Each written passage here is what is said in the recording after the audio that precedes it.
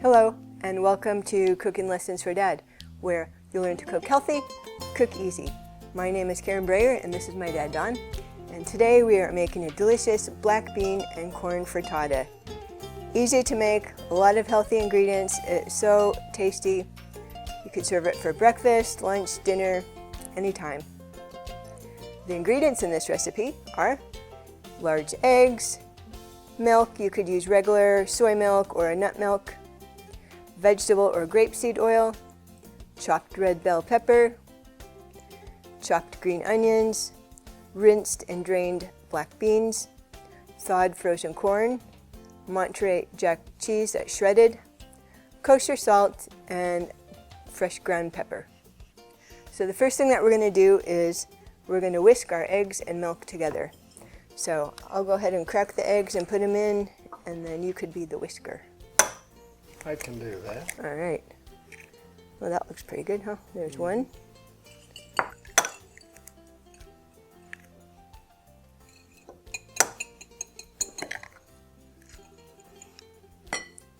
Those eggs look pretty nice, huh? Mm-hmm.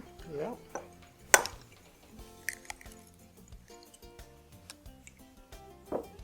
All right. Then we have 2 tablespoons of milk, and like I said, I have soy milk. Just whisk that together. You could also use a fork or a whisk. Looks good. So we're going to set our eggs aside for now. Next, we're going to heat our oil on a skillet over medium heat. So I'm going to turn on the heat to medium and add 1 teaspoon of vegetable or grapeseed oil. You could also spray the pan with cooking spray. Okay, we'll just let that heat. Okay, it's pretty hot. So next we're going to add our peppers and onions. Half a cup of red bell peppers. You could stir these around.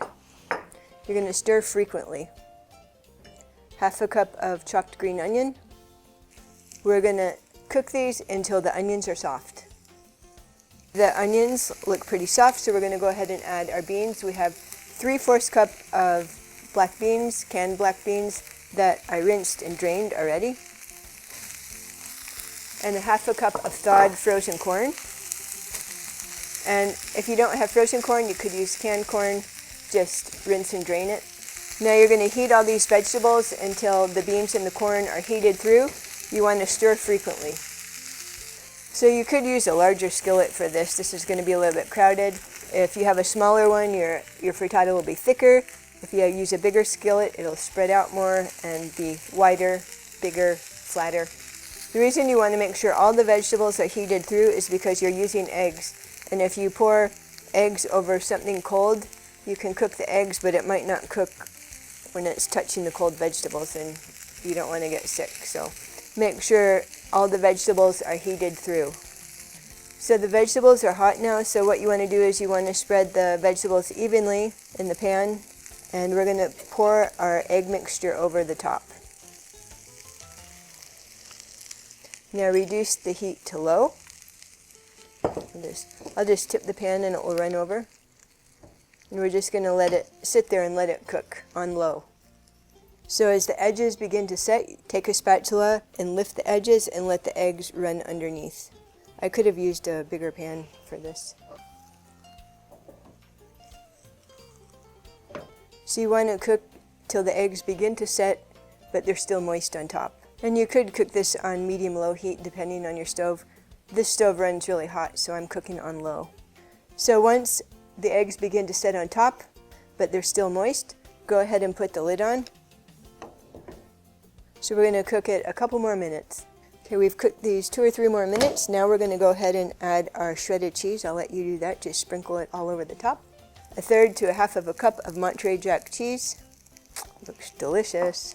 I'm going to sprinkle a little salt and pepper. You could add some pepper around.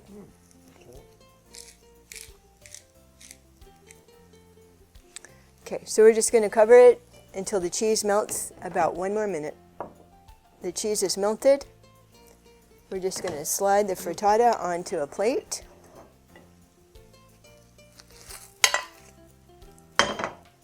Looks delicious, huh? It does. So you want to cut it into wedges. You can cut bigger or smaller.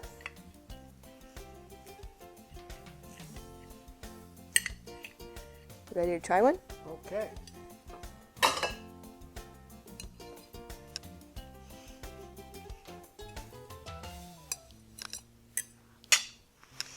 Here's a fork. So add more salt and pepper to taste. You can also top it with, we've topped it with salsa. It's really good. You could try that. Yep. Maybe try a bite first and then add some salsa. And these are kind of skimpy pieces, so you could have more than one. Okay. Let's try it.